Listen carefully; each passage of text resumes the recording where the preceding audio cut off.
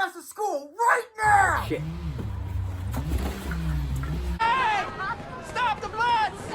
Yeah, that was pretty much an accurate description of what actually happened that morning. So, you remember how I said that the time between Spider-Man 3's release and the time of the Amazing Spider-Man's release was a really weird and awkward time for most Spider-Man fans? Well, the time between the announcement that Spidey was finally entering the MCU to the time that his actual first solo film was released was pretty much the best time to be a Spider-Man fan. I mean, here I was at this point in time just wanting to see a well-made Spider-Man film, only to have this announcement come along and say that he was going to be bumping elbows with the likes of the freaking Avengers. Holy shit, this was awesome. I mean, with that announcement came this flood of childhood memories I had of watching the 90s Spider-Man cartoon, seeing him team up with all bunch of different superheroes, and that awesome Blur Studios animatic of him teaming up with the Hulk and Iron Man to fight a Kree Sentry. Which, by the way, if you saw that same animatic as a kid, you had an awesome childhood. And I mean this with no exaggeration in my breath when I say that I spent the better parts of my freshman year, sophomore year, and junior year of high school thinking about, speculating, and discussing all the things that would happen in 2 movies, and in 2 movies alone. One of those movies was Guardians of the Galaxy Volume 2, and the other one was Spider-Man Homecoming. I mean, the wait for this movie was actually fucking killing me. I mean, I remember I was so excited at the time that the night that the first trailer premiered, I was actually on the phone with my girlfriend at the time, and I remember I actually logged off of FaceTime with her just so I can catch the trailer premiere on Jimmy Kimmel Live. Was my girlfriend pissed off? Oh fuck yeah, she was. Was it absolutely worth it? Hell yeah. So yes, to say the least, I have a lot of really fond, really happy, really nostalgic feelings for this movie, even though it is only a couple years old. But again, like I said, it was just a really exciting and happy time to be a Spider-Man fan again, with a lot of really great potential on the horizon for Spider-Man on film. So that now begs the question. A couple years after the movie has come out, I have seen the film, I've actually seen it on multiple occasions. So now, at 22 years old, what do I think about Spider-Man Homecoming? This is my chance to prove myself. Peter, what is going on with you? I'm really sorry. I'm so busy. I'm slammed. Don't mess with me, because I will kill you and everybody you love.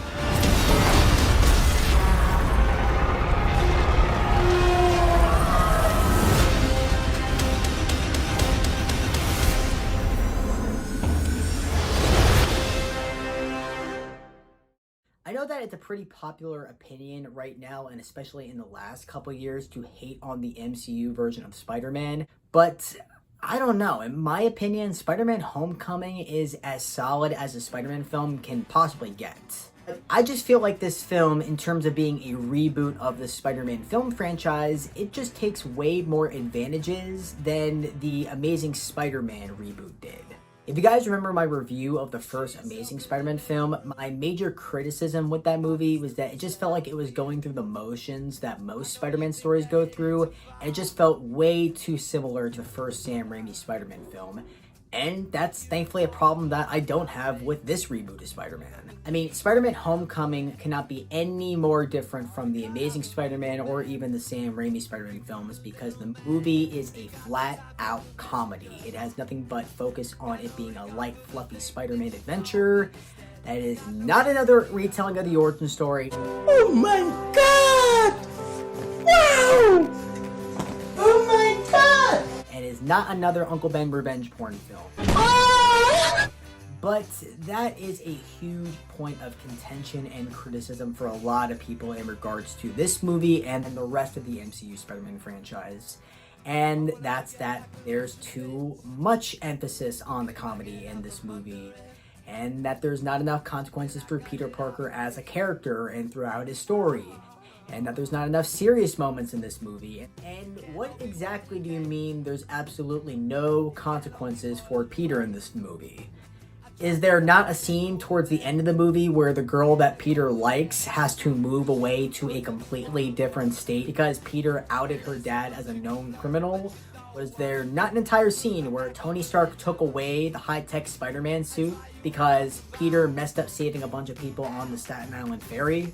And what do you mean there's no serious moments throughout the entire movie? Isn't the scene where Vulture intimidates Peter in the back of his car not the most tense and serious moment throughout this entire movie? I'll kill you and everybody you love. It's not that I don't think there are any serious moments in this movie or this franchise, or that there's not enough consequences for Peter Parker as a character in this movie. It's just that there's not a heavy emphasis on those aspects as there were in the other Spider-Man movies. And again, that's fine because this is a reboot. It should handle those things differently, and most things differently.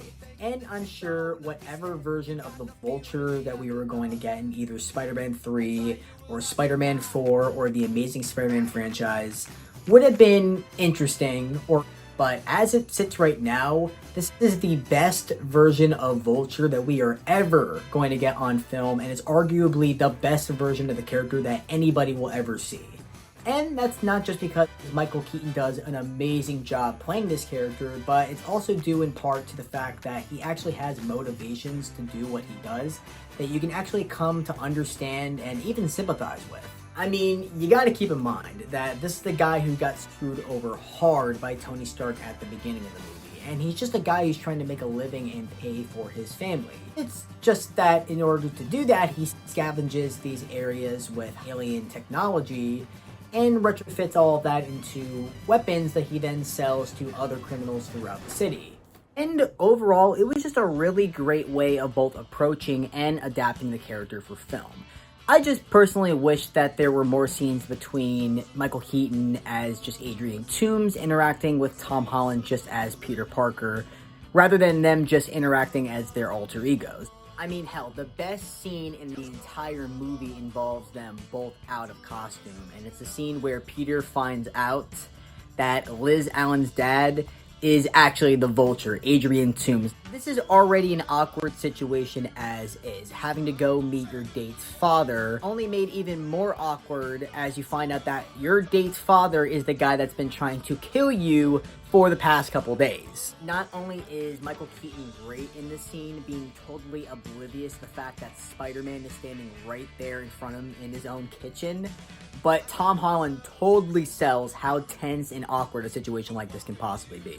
Oh yeah, and speaking of Tom Holland, I think he's both a great Peter Parker and Spider-Man in this movie and in this franchise. And no, it has nothing to do with me thinking, oh, he's the best version of both Tobey Maguire and Andrew Garfield. God, I hate that comment. But actually, it's because of the total opposite. I think he couldn't be any more different from those two actors, and I totally welcome it in this franchise. You gotta keep in mind that this is the youngest version of Peter Parker that we've seen on film so far. And this is a version of Peter Parker, a kid, a 16-year-old kid that got to fight alongside the Avengers, the premier, biggest superhero group of this respective universe. So him being as excitable and eager to prove to Tony Stark as he is in this movie is completely understandable. And hell, I really am a fan of Peter Parker's arc throughout this movie. And this film franchise in particular will constantly get criticism that, oh, Peter Parker has too many mentor figures, he's guided by too many of these other characters. And I'd have to say that Tony Stark is the complete opposite of a mentor figure in this movie. He's actually a fucking asshole. He is constantly blowing off Peter, even though Peter is trying to constantly get his attention and prove his worth to him, only to have Peter finally come around and realize by the end that he doesn't need Tony Stark's attention. He doesn't need anybody else's approval, and he certainly doesn't need to be an Avenger to be a good hero and just an overall good person. It's a great story to start off this brand new franchise of Spider-Man films, and I feel like this is the movie that should have been the best foot forward that the Amazing Spider-Man film franchise sorely needed. Hell, by the end of this movie, it seems like there's no stopping the Spider-Man film franchise at this point. I mean, they have an amazing after-credit scene that not only sets up Vulture and his return to the sequel and other future Spider-Man films, but they also introduce Scorpion into the mix, one of my favorite Z-list Spider-Man villains of all time.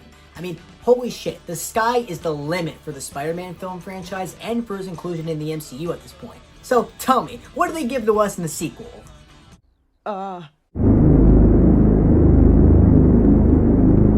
just gotta do this on my own.